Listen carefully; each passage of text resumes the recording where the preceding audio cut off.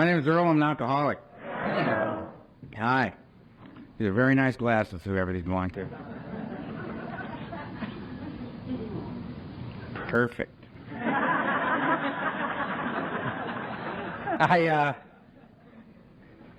Okay. I want to thank the committee for asking me to come share. It's always an honor and a privilege to share at an event of this type. I got up at 4 o'clock in the morning, jumped in the car, grabbed the bag, jumped in the car, drove to the airport, got on an airplane, which is an absolutely absurd thing for me to do. You'll find out why. It's just a completely unnatural act as far as I'm concerned. Getting a large metal cylinder and go rocketing across the sky. Completely wrong. And as I'm about to get on the plane, I look in the line, and a buddy of mine, Jack, who's the Al-Anon speaker tomorrow at 1, you gotta go hang with Jack at 1. It's a great guy. He looks up and he sees me, and I said, Jack, I got an Al-Anon on the plane. My odds have improved.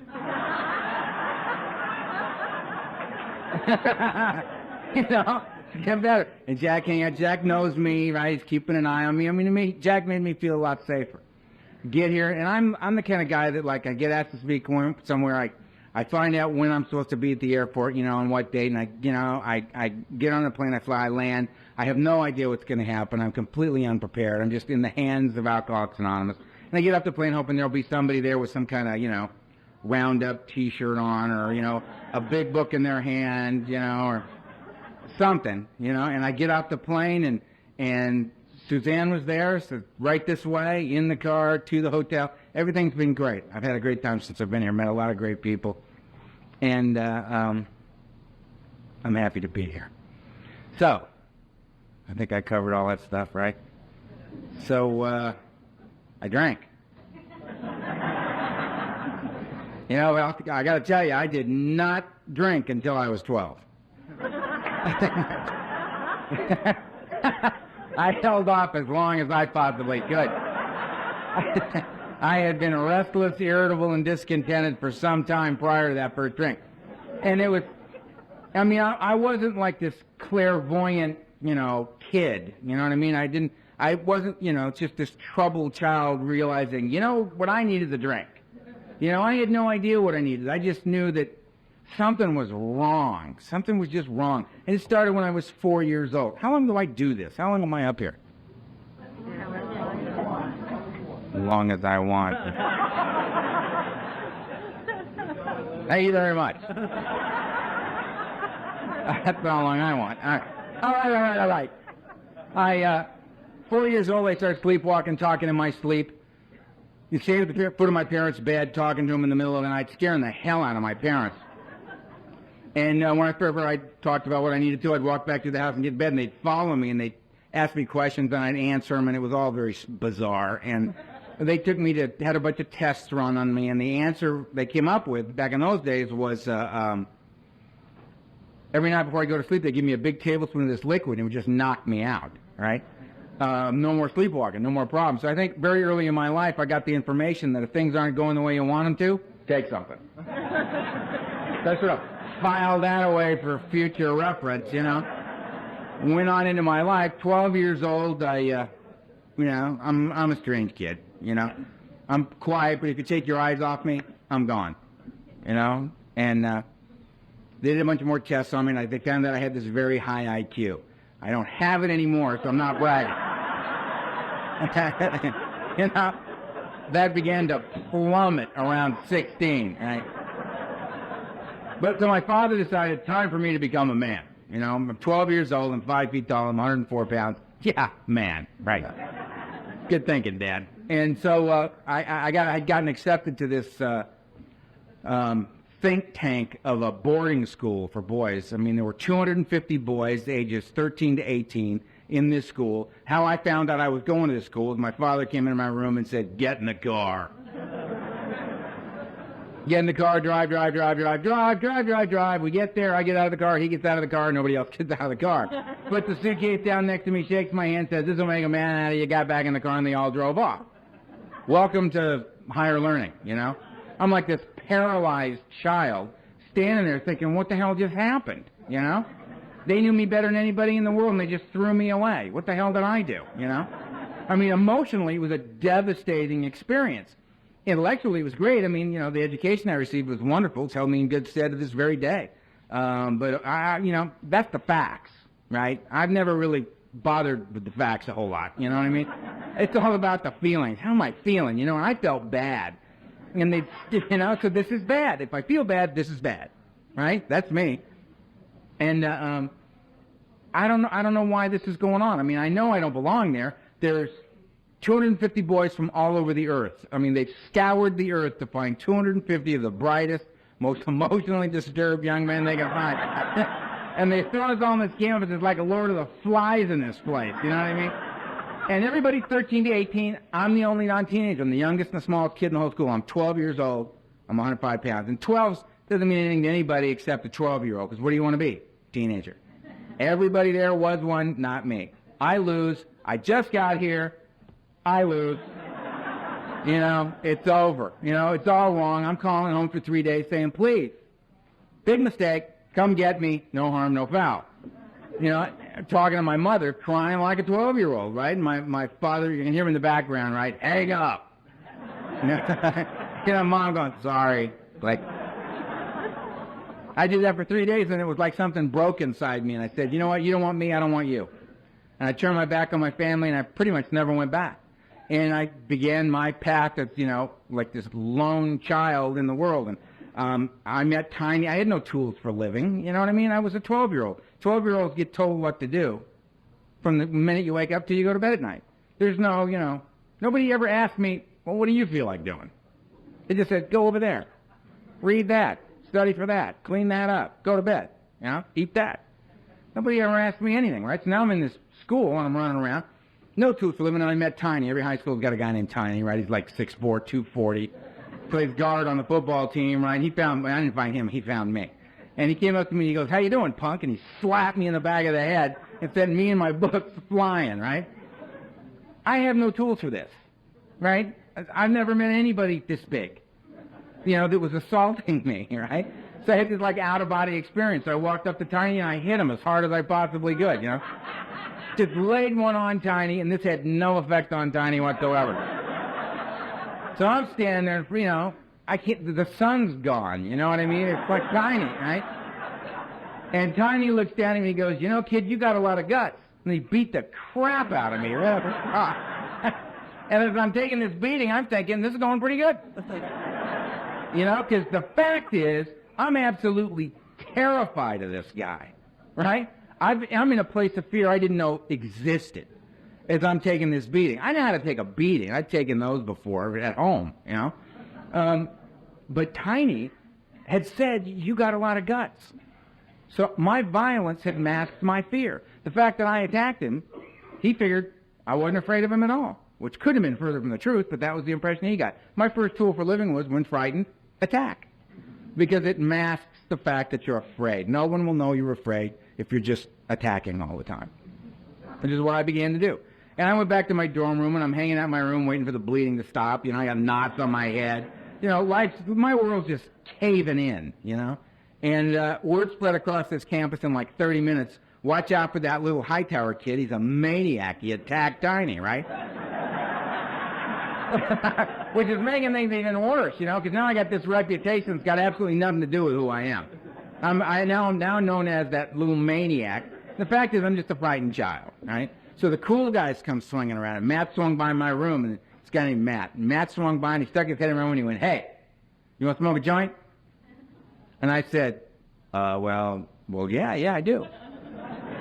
And I had absolutely no idea what he was talking about. And I had no idea what that meant. All I heard was, you want to hook up with us? The answer was, yeah. I mean, he could have said, look, we're going to go kill the Spanish teacher. You want to come? I'm with you, man. Let's go. I'll hold him, you hit him. You know? I was crazy, alone, you know? And we swung by and we picked up Steve, and Steve had a Tupperware container full of cheap red wine. I mean, cheap red wine. You know what I mean? No grapes involved. You know, that fortified stuff. You know what I mean? And which I grew to love, by the way. And we went behind the dorm with two 13-year-olds and a 12-year-old standing behind a dormitory. Children, 3 children standing there. No idea what we're doing. Matt fires up the joint. He just did what you do, you know, and he handed it to me, and I did what he did, and that burns, and that's weird. I don't understand that at all, you know. And then, you know, here comes the wine. I took a pull on the wine. Well, that burns in a whole other way. That's, you know, that was completely unpleasant, that thing. And my head's pounding and thumping, you know, I got knots on my head, and eyes swell, you know. And the wine's going, and the pot's going, and I mean, just like that, man. That thing that makes me bodily different from my fellows occurred. And this warm feeling kind of just floated up through my feet and up through the top of my head. And the magic happened, man. I was comfortable. Standing where I was standing, doing what I was doing with the people I was doing it with. And I'd never felt like that before in my life. And it was the most amazing spiritual moment, man. For me, it was just, And I didn't know, is it the pot? Is it the wine? Is it the fact that I'm standing here with my 2 very close personal friends, man, Dave? Because there's a connection going on here now, you know what I mean? I don't know, and I don't care. I don't care. I feel better than I've ever felt, and nothing bad's happening. Nothing bad is happening. I've been told, you know what I mean, that you smoke that evil weed, man, you know, you're on your 30 minutes, you're on your way downtown looking for heroin. You know, don't go near that stuff, man. I felt no need to go downtown. Not that night, anyway. You know, and you know that demon rum, man. You start drinking that, you know what I mean? You blink, you're a hobo. You got a little knapsack on your back, and you're riding the rails, man. You're just a shiftless, homeless fool, right? Felt no need to ride the rail. Felt comfortable standing where I was standing, doing what I was doing with the people I was doing it with. It was magic. It's magic. And nobody died. Nobody went to jail. No blood was drawn. Nobody went to the nut house. All those things were going to happen, but but that was not my experience right there. You know what I mean? My experience said, feel better than you've ever felt before, no problem. But I'm no fool, man. I'm doing this as often as I possibly can. And I did every day for the next 16 years, no matter what. Which is why, and all this is just my, you know, silly opinion up here about this stuff. Just a, you know, just a drunken maniac rattling on about my experiences, right? But my neck of the woods, they do this thing. They say to newcomers, just don't drink or use no matter what. Personally, I'm glad nobody said that to me, because I'd have said, oh, got it, and I'd have been out the door. That's the deal? I think that kills people, because that's like half the sentence. If I could just not drink or use no matter what, I guarantee you wouldn't be here tonight. A plane was involved. I'm not doing it. You know? The truth is, I thought I was going to Cincinnati. That's in Ohio, isn't it? I'm in Kentucky, apparently. That's what I've been told. Fact of the matter is, nothing personal. I don't know anybody in Kentucky. You know what I mean? The hell am I flying out here for, you know? Work the steps? I don't think so. Take a phone call from a whining, suffering, alcoholic newcomer who has not done one thing all day long to engage in a process of recovery for himself, but feels that 3:30 a.m. is an excellent time to call Earl. I would not take that phone call. I would not do that. Work the steps? Absolutely not. No. Why not? Because I'd be home just not drinking and using no matter what, because I could do that. Fact of the matter is, I'm the flip side of that coin. I drink and use no matter what. No matter what. Given a good reason, I don't stop. That's the difference between me and the problem drinker. Problem drinker gets another drunk driving charge, goes before the judge. Judge says, you know what, I'm sick of you. Sick of you, seeing you. You're doing a year. I see you again, you're doing a year. We're not going to talk about it anymore. I see you again, we're doing a year. In county, end of the year, we'll get back together and we'll talk about it then. Problem drinker hears that and says, you know what, I don't want to go to county for a year, right? Makes a decision to stop drinking and driving and can actually follow through on that, right? Me, I mean, I'd start wondering what it's going to be like in jail because I'm going. And I'll try. I mean, I will really try, right? I understand drinking, driving, bad. I understand. really going to make the best of all efforts not to do that. And I'll stop on the way home from the court. Knock back 30. And then when they invite me to leave their fine establishment, I will go get in my car and drive home. Because I forget, you know what I mean? I just forget. Anyway, it's humble beginnings for me, you know what I mean? Little pot, little wine, no big deal, right? Perfectly reasonable. 13 was pills. The only reason I took a pill was I was at a party and this guy said, would you like a couple of pills? I said, well, yeah. Again, I have no idea what we're talking about. I took 2 pills. 20 minutes later, I'm laying on the floor. I'm very happy there. You know what I mean? This is fine. I like this. What was that? Tuna. Tuna. I'm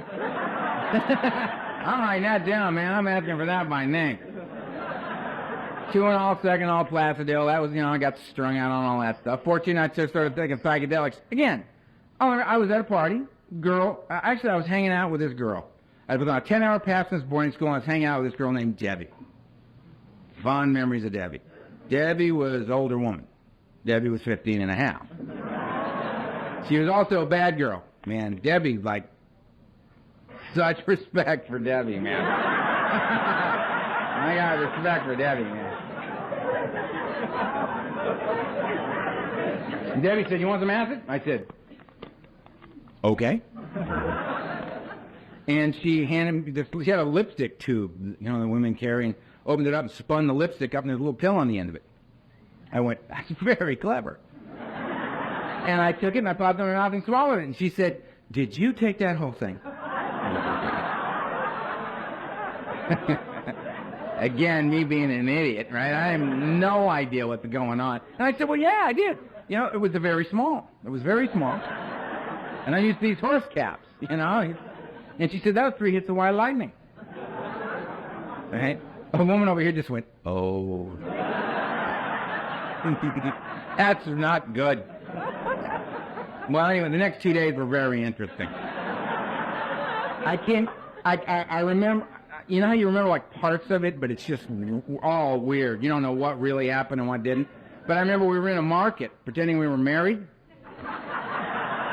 And I had the car and I looked at her and I said, do we have any children?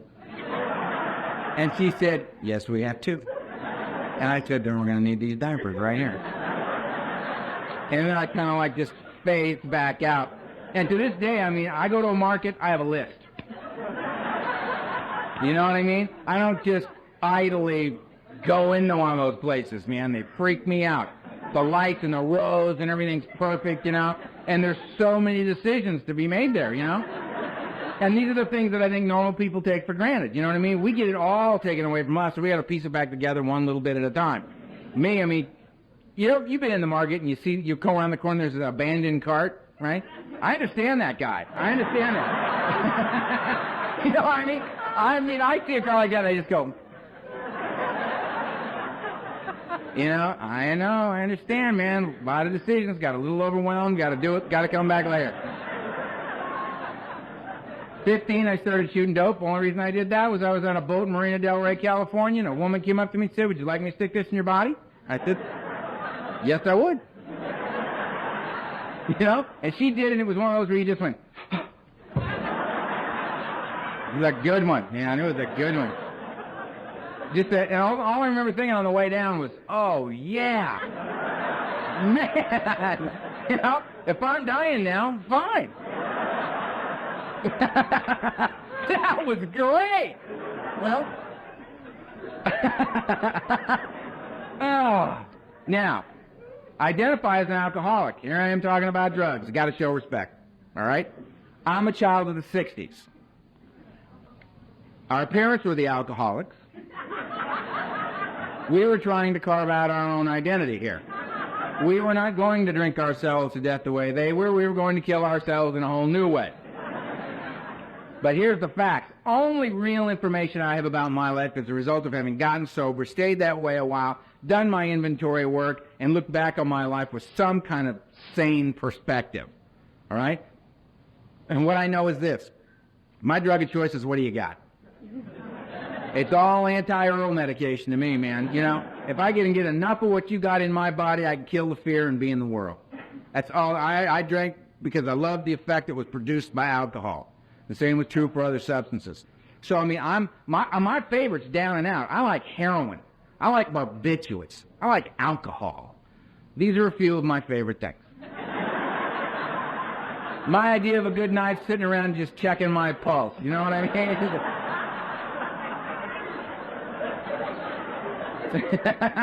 That's my idea. But you don't have any of those? I'll take a great big bag of the cocaine, please. I'm sure.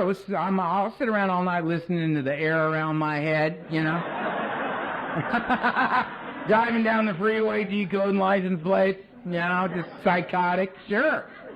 The plan. Because for me, it's not about going down or going up. It's about I got to get out of right here, right now.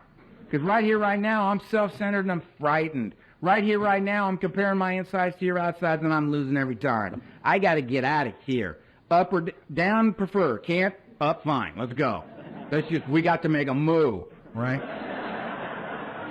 So the drugs would come and go. Whatever was on, you know what I mean? I wasn't a specialist, you know what I mean? Give me some, you know?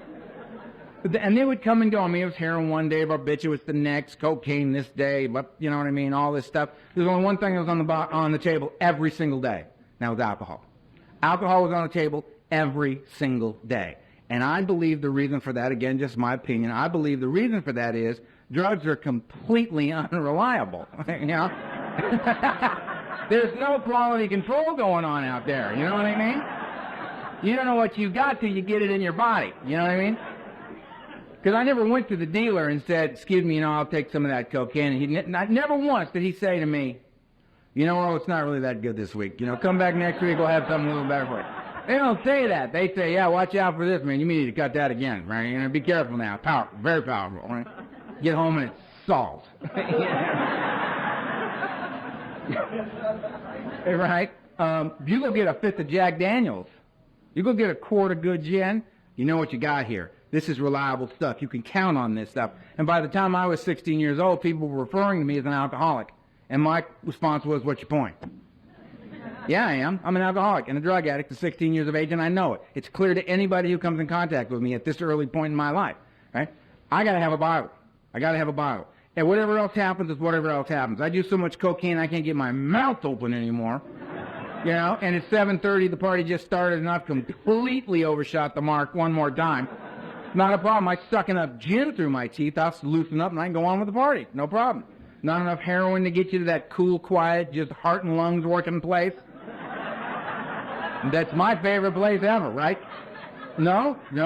Just start sucking on that Jack Daniels bottle, man. He'll get you the rest of the way. He'll get you where you need to be. Because booze is reliable.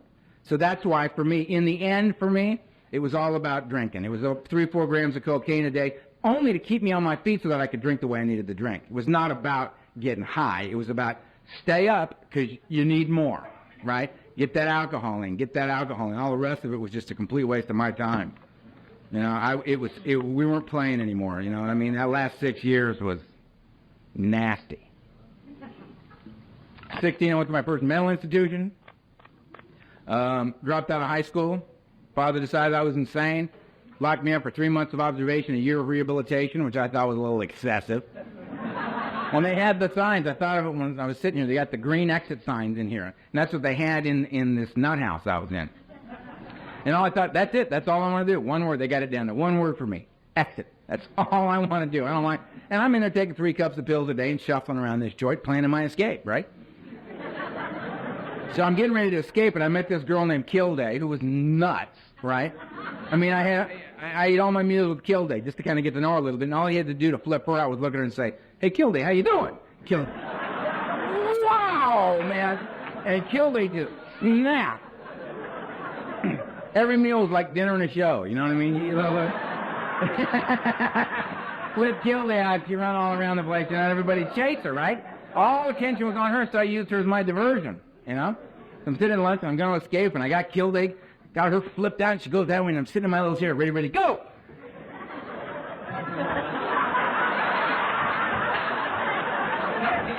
You know what I mean? And I'm hauling ass, you know? That's all I got. You know, and you're like, your brain works fine, you know, but first time in weeks you try to make a movement, it ain't there. And it's like demoralizing, because out of the nurse's station, you hear over the intercom, Ed, when you got a minute, you want to grab Earl? He's making a break for the door. You know, and Ed's in the stairs eating a sandwich going, yeah, I'll get him in a minute. He ain't going nowhere. That's in no hurry. And you're over there, you know, and like a normal person would just go, you know, bummer, man, just go sit down. You know, they're going to take you back to your room with no doorknob. It's over, right? Me, I was working. Till Ed came and got me. Oh, let's just turn it this way, partner. Damn. Right? Let's just, you know, I mean, what we're getting a glimpse of here is my best thinking. You know? This is my best thinking. You know? Mr. High IQ. Yeah. The next time I got thrown in a nut house, I escaped the first day. Because I'd learned, you know, my tools for living were drugs, alcohol, violence, and run. And now, because I've been thrown in the nut house, I realized my fifth tool for living was, if you're going to get thrown in the nut house, you got to get out before they get the fillers you need.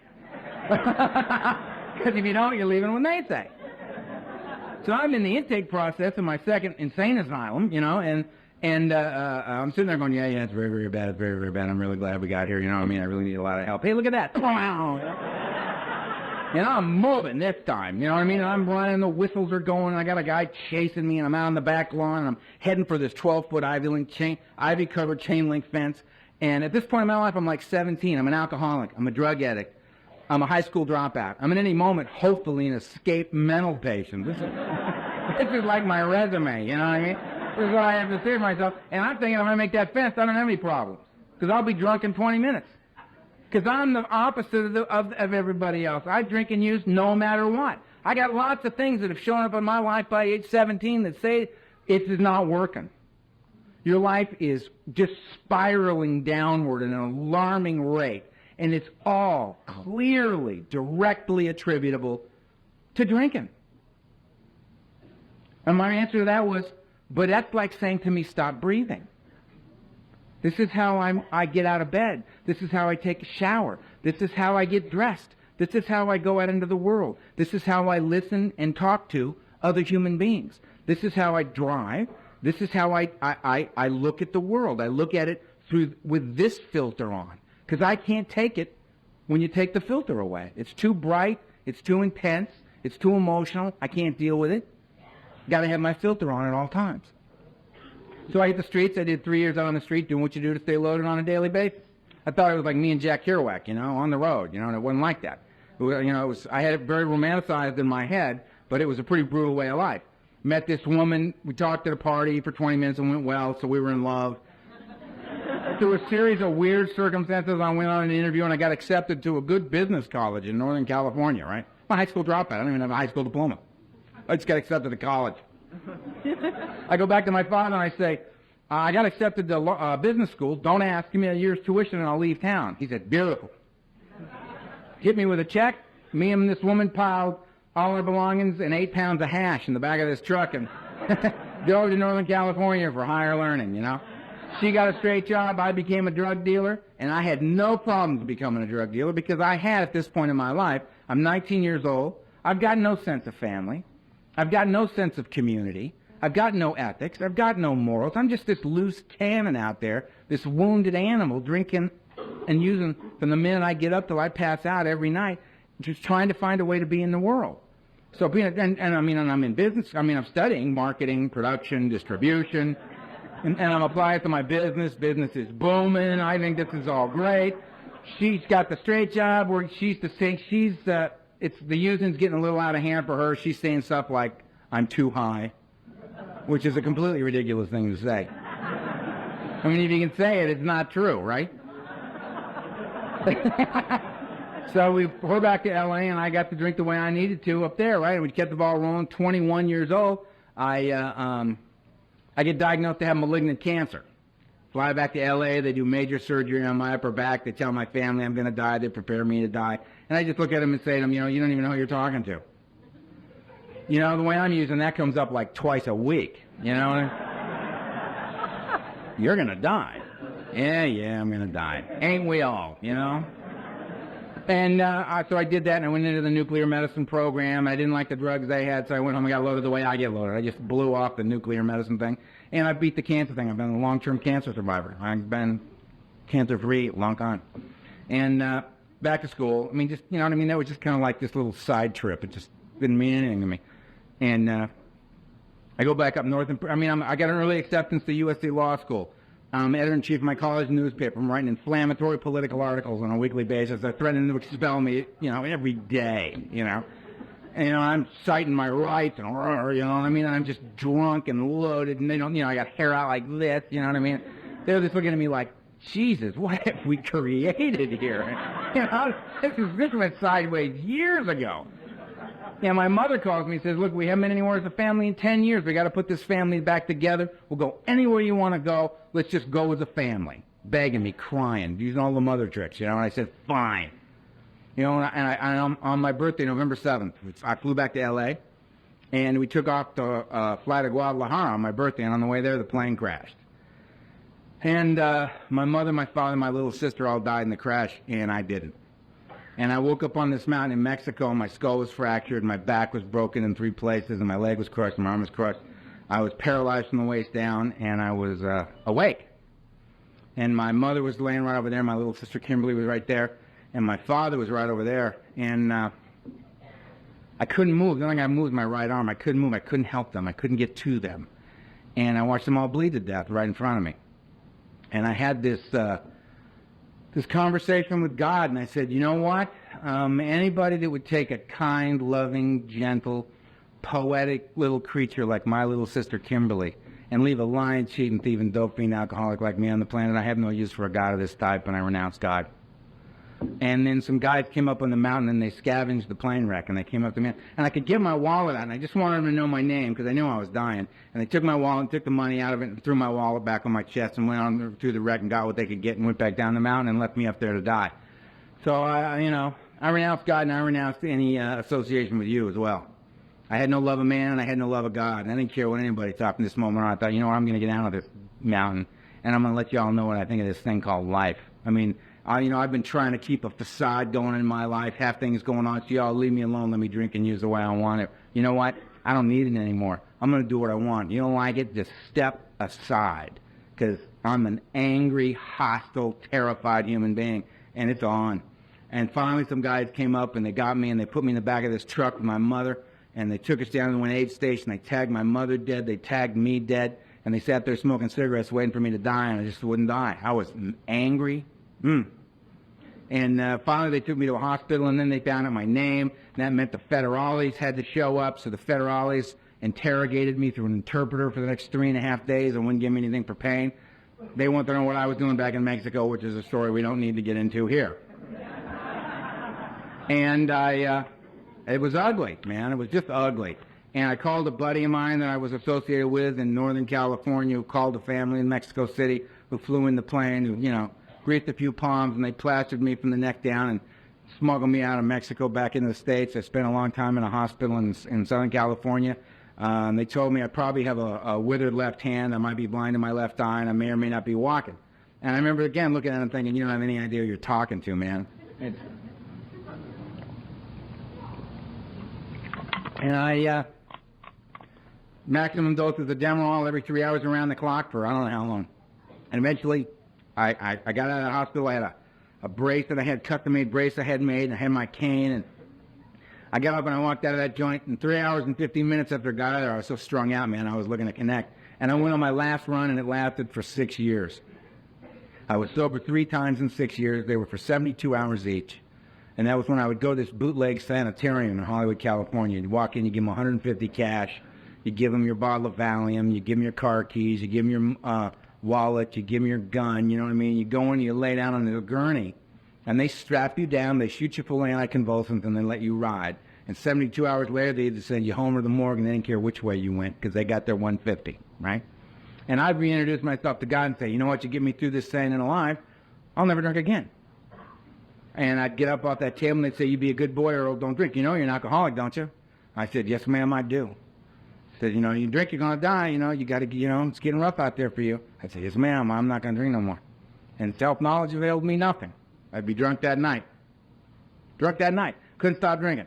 I remember the last time I went in there, the madness and insanity in my life, it was over the top. And I remember, I meant it with every fiber of my being. I said, I cannot drink another day. I cannot drink anymore.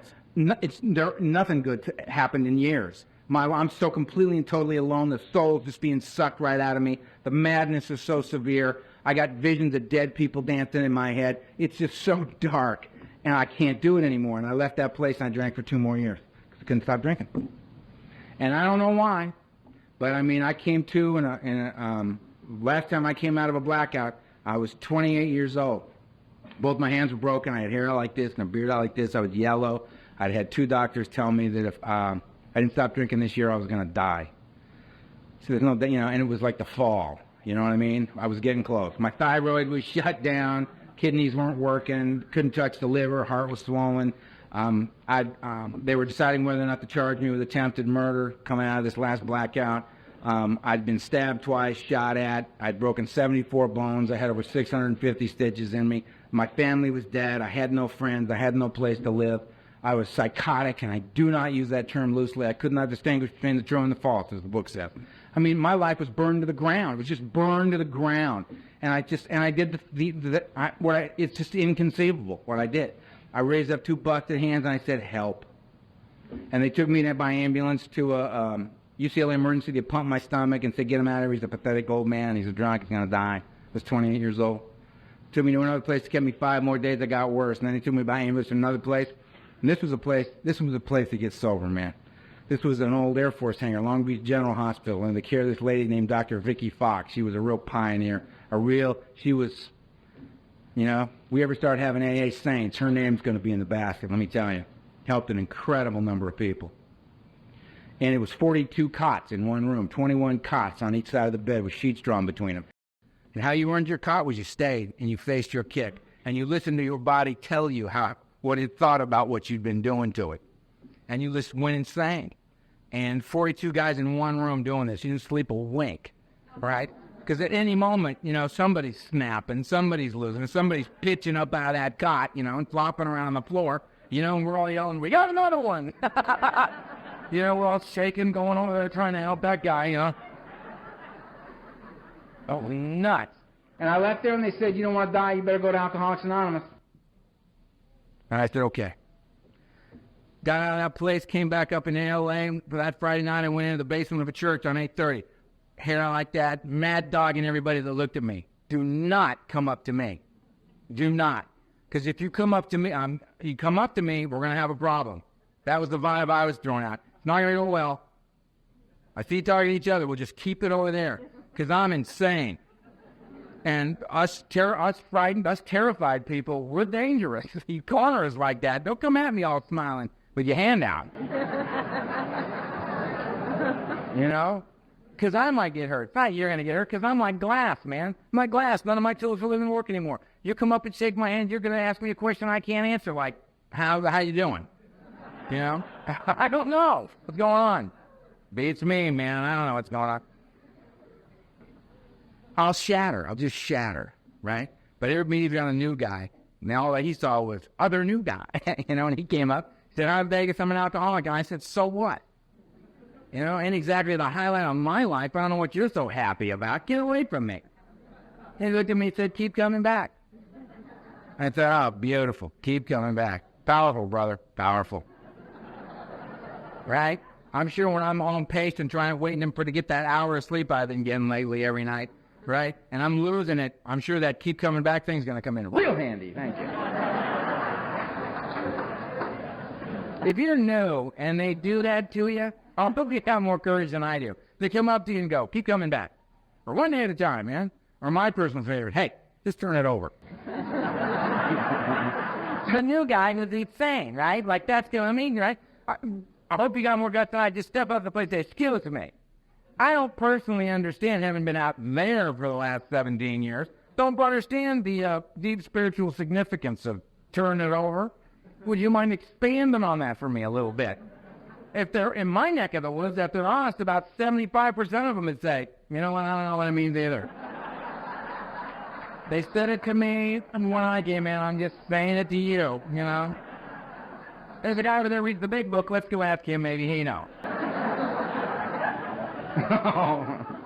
Just my opinion. And I sat at my first meeting, and a guy got up, back against the wall, checking where the doors and windows were, working my game, right? Because that's all I had. That's all I had. And that and the willingness to go to one AA meeting. And this guy got up, this old-timer, 65 years old, skid row bum, ex-boxer, ex-wino, I remember. And he got up at the podium, and he shared his experience, his strength, and his hope. I didn't know that's what he was doing. Today I do know that's what he was doing. But he spoke with his grace and a dignity. He talked about his feelings as a man with dignity. I'd never heard anybody do that before. You know, and there was this presence about him. He had this light in his eyes, and he was like this passionate guy, and he wasn't doing that old James Dean shit. You know what I mean? That quiet angst in the back, not wanting to participate. It's crap. You know what I mean? This guy was stepping right up and going, this is important to me, and it matters to me, and I feel very strongly about it, which I thought took a lot of guts. Stepping up, man. He was stepping up front. And he was talking about this stuff. Talked about how his head would be chewing on him, and how he'd go through a horribly productive day with his head chewing on him, using the tools he found in Alcoholics Anonymous. No wreckage being created, which blew my mind. If I'm awake, we got wreckage, you know? And this guy's like head doing to him what mine does to me. And he's getting through it. He's getting through it. He's getting out of himself. And he's being of service to people at a meeting, at the end of the meeting, because he knows what a meeting is for. Meeting's a place that we have meetings so that we have a place where a newcomer can come and hear a message of hope and a message of recovery. That's the point of a meeting. And he'd been the newcomer and done that. And they'd given him the 12 steps of Alcoholics Anonymous as outlined in that book. And he had worked those 12 steps. And he'd had an awakening as a result of that. And he'd been relieved of the obsession of drink as a result of working those steps and had become comfortable sober. And the minute that happened to him, he was now going to meetings to give back, to be there for the new wave of insanity that's washing up on our beach every day. And I'm listening to this going, wow, all in one day. That guy's amazing. But the thing that did it for me was, it was like he looked right at me and he said, you know what? I don't care whether you like what I got to say or not. You don't like it? Go to another meeting. I love this. Because it made it clear to me, this guy wasn't selling me something. He wasn't pitching AA to me. Come on in, you know. He was sharing it with me. I was already in. I was in the room. I was in. He was sharing this with me. If I wanted it, I could have it. It was for free. If I didn't want it, cool. Go to another meeting. Maybe you'll hear somebody there you can identify with, but by all means, keep coming back till it happens for you. And it happened. And I said, you know what? With a look of disdain on my face, right, like, all right. In my head, I went, this is cool, I'm coming back. And I've never left. I've never left because I've never had any place more powerful to go to address the problems that I faced on a daily basis as an alcoholic. And that was, I've been here since November 6, 1980. And I couldn't, this November I'll have 21 years, and I couldn't stay sober for a day. I couldn't stay sober for a day. I quit 1,000 times. But that would last like a couple hours. You know? The trick for me has not been, this ain't about stopping. This is about how do I not start again? How do I not start again? And for me, I know the only way a guy like me is going to not start again is if I can find a way to be comfortable sober. Because when I got here and you said to me, you know, there's a way for you to be comfortable sober, I looked at you and thought, if only that were true. If only that could be for a guy like me. Because I've been loaded since I was 12 years old. I had absolutely no experience in my life of being sober and comfortable at all. I didn't know that it existed. It was outside my experience. I made a conscious decision to trust you, and I began to do the things that you told me to do. I mean, there's so many things that we say to each other in these rooms, but the thing that does it for me is we got this symbol. I kept thinking, that's got to be like the crux of the deal or something, you know what I mean? Because we got like rings and bracelets and bumper stickers and shirts and hats, and I mean, this thing's everywhere, right? You see that symbol, you think, you know, AA, or possibly a Mason. But you're thinking AA, right? No, they're right down. And I found out it's this ancient spiritual symbol. It stands for mind, body, and spirit, brought together as a whole human being. And therein lies the balance I had sought in my whole life and never had, drunk or sober. Never had it. AA adopted that symbol, unity, service, and recovery. It's the same stuff. Unity is the body. I must bring it here. This is the body to me. I must bring it. I couldn't get sober, but we seem to be able to. I must be with my fellows. I must look you in the eye. I must see you on a regular. I got to go to regular meetings to see the same people over and over again because I can see you changing. And the change I see in you is the hope for me because I'm too self-centered and afraid as a newcomer in here. I can't see the change that's happening to me, but I can see it in you, and we've been here the same amount of time. And if it's happening to you and we're doing the same stuff, it must be happening to me. Hope. Hope. The greatest gift anybody could ever give somebody like me. Because I came here hopeless and alone. Completely hopeless and alone. It was so dark inside me, and I'd been alone so long. When you said, are you lonely? It was like, huh? You know, when you've been lonely forever, it's not lonely anymore. It's just where you are. It's not in relation to anything else because that's all that it's been, you know? So the body, I got to bring it here. I must be with you. Recovery's of the mind for me, the greater aspect of this disease, right? The obsession to drink. And the book tells me that the persistence of this illusion, this belief in a lie that I can drink like a normal man, that it is in any way the answer to any problem I may ever have, is astonishing. That many of us pursue it to the gates of insanity and death. That's my story. I end up in insane asylums and tagged dead in Mexico. I mean, I'm the gate guy. You know what I mean? You know, it's like 2 drinks and go to the gate. You know what I mean? There's like, that's what's going to happen to me. And I know that about me. I've never been able to manage it. I've never been a controlled drinker. I never have been. I didn't have a family to hold it together for. I didn't have children I had to keep it together for, or a job or a career or a goal or a hope or a dream to keep it together for. What I had was me and knowing that the breath of life for me was drinking and using, and that's what I was going to do till the day I died. That was never controlled ever for me. And when I got here, I came here destroyed, which was a great way to get here. And you told me to keep coming back, and I found out what that meant and why I needed to be with the body of AA. The recovery of the mind had to be there for me because if I don't get relieved of the obsession to drink, if I don't get relieved of this persistent, aching, gnawing thing in my head that keeps sneaking up on me at the worst possible time and telling me that the answer to the problem I currently face is a drink, or to go to a doctor and get a properly prescribed medication to help me sleep at night. It'll say whatever it needs to say. My head doesn't say, go get some heroin. It doesn't say that because it knows I'm going to say, thanks for saying, shut up. You know, I don't know. Thank you for sharing. No, what it says to me is, boy, that back pain you've got that you've lived with for the last 26 years, that's a terrible fact. We need, at the very least, we need a muscle relaxer. It was very, very appropriate. Muscle relaxant equals heroin for me. I'm on my way. It's like the guy I was talking to, a guy who got 30 years sober. He was a young, successful actor in New York. He and another guy, they were working on Broadway, and they were trying to get sober. They were in AA drunk, NAA. And one day they just had a terrible, hard, stressful day, and they just said, screw it, we're going to go drink. And they went to their favorite bar outside the Broadway theater, and there's their, you know, it's so romantic, you know what I mean? And there's the beautiful burled wood bar, and there's Tommy the bartender behind the bar, right, their favorite bartender. And the guy I know walks up to him and he slaps him on the shoulder and he says, Tommy, 2 double scotches and call the police.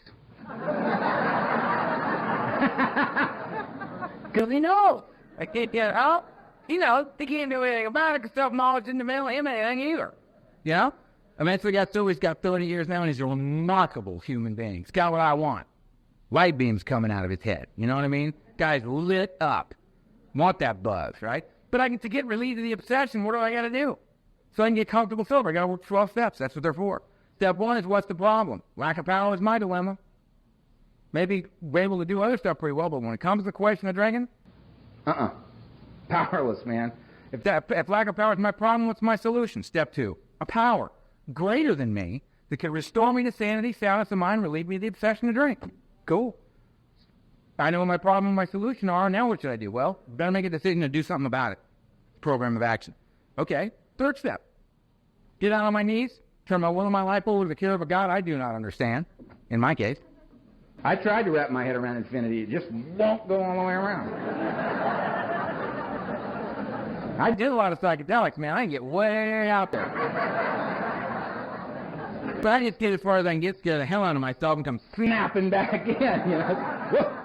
I'll leave that to God, you know. That was another one for you. That one freaks me out. right? Turn my will to my life. Get back up on the couch and embark upon an immediate plan of action. What's the action plan? 4 through 9. 4 and 5 is me. 6 and 7 is God. And 8 and 9 is you. Nobody else to play with. 4 and 5, I swallow large chunks of truth about myself. And I admit these things before God to another human being. 6 and 7, I hook it back up with God and I ask God to remove the defects of character because I'll remove the wrong stuff. I'll say, you know what, I'm really enjoying this defect right here. You can have this one, but I'm keeping that, man. We'll talk in a week, right? No, man, just hear God, you do what you think is best with this. And I'll keep praying for the willingness to allow that to happen. To get me out of the way. 8 and 9, we'll get back up with you. I'm very, very sorry. Here's your money. Back in the house. That's it. No big. Oh, what a wonderful person I have become. Check out my spiritual vision quest. You're going to be wowed by me. Please. These people don't want my money. They want their money. You're going to go give them their money back. It's very simple. And to make amends means to change, right? It means to change, right? So I'm very sorry I stole your car. I estimate the value of the car at $5,000 at the time of the theft. So here's a check, and if this is acceptable to you, I will make monthly payments to you until that amount is paid. And I will not go steal your car and sell it to pay you for the car I stole from you. You know that? That thing, which is the first thing that comes to mind of a guy like me. And I just one more deal and we'll all be fine. Oh, God. 10, 11, and 12 keep me in the game. Because I made a pass at it that first time, but I have not come anywhere near dealing with all of it. I scratched the surface. I've become aware of the work that I need to do.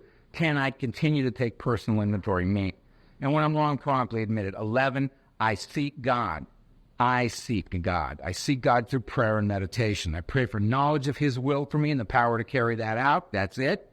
And I meditate to quiet the mind so that when the answers come, I can hear them. Having had a spiritual awakening is the result of blinking the steps. Having been restored to sanity, soundness of mind, having been relieved of the obsession to drink, it's been made possible for me to be comfortable, sober for the first time in my life. I can give away something I've got. So when and that was all the guys that gave that to me. I was sponsored for almost 14 years by the late, great Donald Madden, right up until the day he died. I stayed with him till the day he died. He saved my life. I was with him longer than I was with my parents. And he said to me, we'll give you everything we got. We'll give it all to you.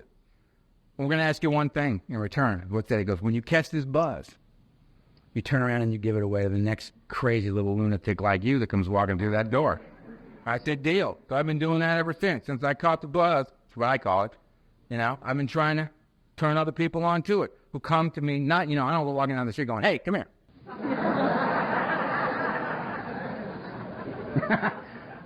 Some guy walks up to me in a meeting and goes, I want to talk to you. I say, sure. I had, what can I tell you, man? I've been sober 20 years. I got a life beyond my wildest dreams. Way beyond my wildest dreams. I'm doing all the stuff I swore on that mountain in Mexico I'd never do again. I swore I'd never ever love another human being again as long as I live. And I'd never ever tell you who I was. There's no way you're going to love me. I'm out.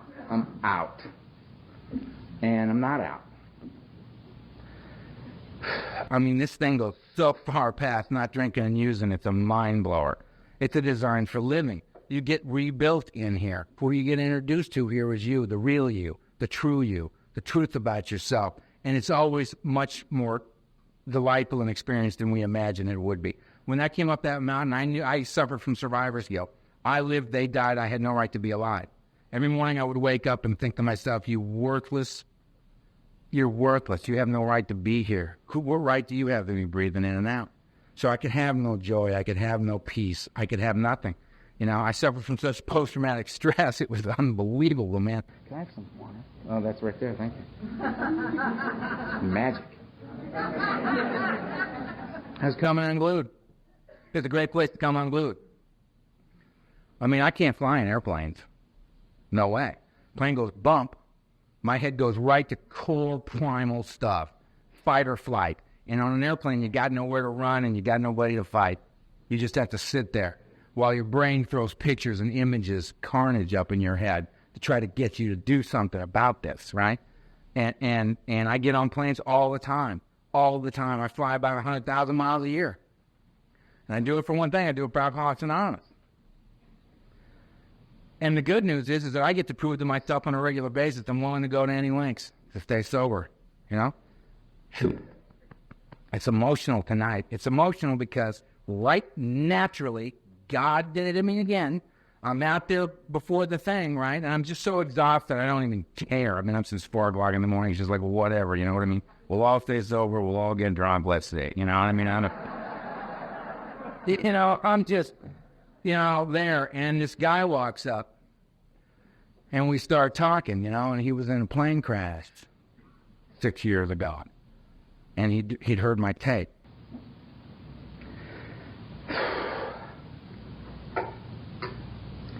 And he came here to meet me.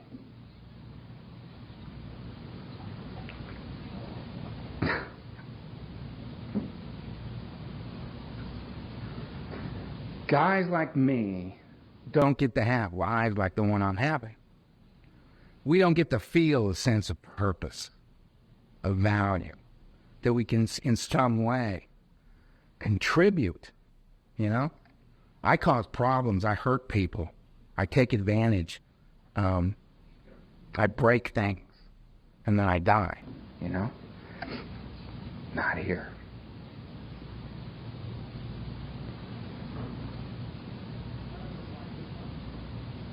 How about those Vikings, huh? I gotta... Look, what I am is I'm a grateful alcoholic. It's got a life feeling his wildest dreams. I'm living, you know what I mean? I mean amazing people. I get to travel in Alcoholics Anonymous. I get to sponsor a legion of guys who sponsor an army of guys, you know what I mean? And they all know that I'm a product of Donald Madden, who's a product of Norm A., who's a product of Chuck, who's a product of Bill. That's my lineage. That's where I come from, And they all know about the late, great Donald Madden and their babies, the guy they sponsor know. And I know that when the guy I sponsor is out of town, the guy he's sponsoring for 36 days calls me up and goes, will you take me to a meeting? And I go, yeah. And I go and I get him, and we go to a meeting, and and this guy's going to speak, and he's just going to throw down. It's just going to be and I'm thinking, isn't this wonderful that I get to be a part of this, that this guy's going to throw these pearls of wisdom out he does every time he talks. And little Michael here is going to, get turned on in 36 days, It took me like 18 years to figure out what this guy was talking about. Michael's going to get it in 36 days. And sure enough, the speaker's talking, and it's amazing. And I'm thinking, isn't this great that Michael is getting this? Guess what? Michael's not getting this. Michael is having a fundamentally different meaning than I'm having. Michael's got 36 days. Give him a chance, He gets his turn. I got to remember what I was like when I was coming to meetings at Alcoholics Anonymous. Brand new. I mean, I was going to this place called Ohio Street, and I would pull up to Ohio Street, and the inside of my head was just like, okay, we found the building, good. Now, we park over here, and you go into the meeting, they put the keys in the seat, put your keys in the seat. Where are you going to sit? There's a guy with a red coat, sit next to the guy with the red coat, you spot the guy with the red coat, you know where you're sitting. All right. Put the keys down, put it in. Ring the bell, what are we doing? Okay, we're sitting down, we're starting the meeting, okay, good. I'm here. All right, what do you got? Come on. What do you got? Come on, lay it on me. I'm ready, I'm here, come on, let's go. Right, guy gets up. All right, he's reading something. He rarely saw something. He's rarely seen something. He rarely saw failing something. I missed a lot of that. I don't really know what happened right there. I don't know. 12 things. 12 things in Alcoholics Anonymous. 12 things. Remember that. I got that. That was good. ABC. 12 things ABC. 12 things ABC. He's down. I didn't get a lot of that. 12 things ABC. We'll build on that later. He's down. Here's another guy. He's up. He drank. I drank. I did that. This is good. I like this. It's good. He's down. That one didn't last very long. All right. I got to remember that guy. Where's that guy? Get the face. Remember the face. All right. Good. Oh, here's another guy. They're passing a basket. What the hell's it? Oh, don't take the money. Don't take the money. The basket's so fine. That's gonna go by. Okay, we're getting up. We're going outside. Why are we going outside? We'll smoke. I smoke. All right, we'll go outside. We'll smoke. So, how you doing? Fine. How you doing? Fine. Fine. They're ringing the bell. Go back in. They're reading 12 things. Those aren't the same 12 things. Those are 24 things ABC. 24 things ABC. This guy, he's up. He drank. I did that. Oh, he felt like that? He felt like that. I feel like that. I feel like that guy. He doesn't even know it. but he's inside my head. How does he get in? How do they do that? How do they get in my head like that? That is absolutely incredible. That was amazing. This is great. You know what? I think I belong here. I may in fact belong here. He's down. That was great. Here's a guy up. He's up. We're up. They got me by the hand. Oh, we're printing. All right. Printing. I know. And I would leave the meeting, and somebody say, "What do you think of the meeting?" I say, "It's a great meeting." And I'd go, "Oh, you know what I mean? Just a little bit. I mean, I went to a meeting and I won. I was victorious, man. I was going to bed sober. One more day. I win. Didn't matter the wreckage of the bill collectors and, the old warrants and all of this. I was sober. The miracle of my life to this day is that I'm sober. And who needs to know that is me? And I knew it from the day I got here. Right? So I go walking into the meeting, and I got a little Mike sitting there with 36 days, and it's happening. And we walk outside, and I looked at a little Mike, and I go, "So what did you think of the meeting?" And he looks at me, and he goes, "Right." I look at him, and I go, "All right, little bro, you're right on track, man." We win. Good for you. And the cycle begins again, this human chain that we're in. There's a buzz to be caught here, man, and it's all about right here, right now. Just, I got to get between those. Somehow, I got to get in there. That place that I avoided at all costs. Remember when it was all about, I got to get out of right here, right now? Up, down, don't matter. Let's just get out of here. Now, what I get is right now. And where else am I going to have a life but right here, right now? If I'm comfortable doing what I'm doing with the people I'm doing it with, right here, right now, then I got a life. Where else am I going to find God but right here, right now? Where else am I going to find any kind of peace or dignity as a man? Where am I going to find? Where am I going to be able to battle the flaws that are mine, the conflicts within me that carry on because I'm human, I'm flawed, and I'm doing the best I can to get better on a daily basis and not hurt anybody else in the process? Where else am I going to do that? I got to do it right here, right now. It can't be in my head in the future. It's got to be now. Got to be now. Alcoholics Anonymous gave me back right now. That's what it did. And I can think of no greater gift, because in there lies the hope for me, the strength, right, that I need to carry through with each day, because I don't have to do it alone. I get to do it with you. I said before, I don't know anybody in here, but I know everybody in here. We all got two things in common. We're all human beings. We're all alcoholics. That's all I got to know. That's all I got to know, to tell you that I love you. I love you. And I'm a grateful member of Alcoholics Anonymous. Grateful member. And when I see that woman sitting right over there in that green dress, she got her hands up like this, she's looking at me and she's smiling, she's going like this. I go, "That's it. I'm in. Love in Kentucky. Peace. I wish you have a good weekend."